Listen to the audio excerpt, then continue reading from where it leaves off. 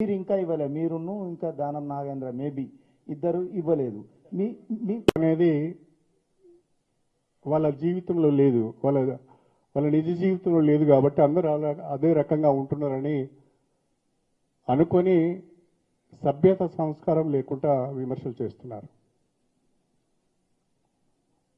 భాష ఎక్కడి కనుక పోయింది అంటే,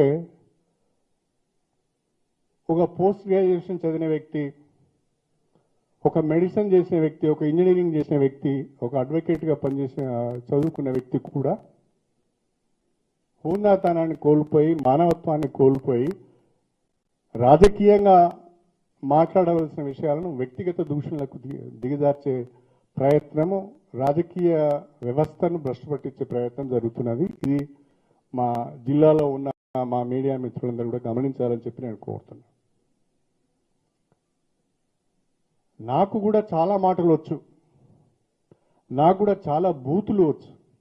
ఎందుకంటే నేను పుట్టి పెరిగింది అక్క, నేనైతిని, నేను గదే పల్లెటూరులో పుడుతుని, గదే గుడిసెలలో పుడుతుని, గవే మాటలు ఇంటి నుంచి చిన్నప్పటి నుంచి. కాకపోతే తర్వాత కాలంలో ఇంత చదువుకొని కొంతమంది మీలాంటి మేధావులతోని కలిసి తిరిగి కాస్తో కూస్తో జ్ఞానాన్ని సంపాదించుకొని సభ్యతను నేర్చుకున్నా కాబట్టి కొన్ని మాట్లాడాలంటే ఇబ్బెట్టిగా అనిపిస్తుంది, సిగ్గు అనిపిస్తుంది నాకే. వాళ్ళు మాట్లాడిన మాటలు ఉచ్చరించడానికి కూడా నాకే సిగ్గు అనిపిస్తుంది. అది వాళ్ళ విజ్ఞతకు వదిలేస్తున్నా నేను.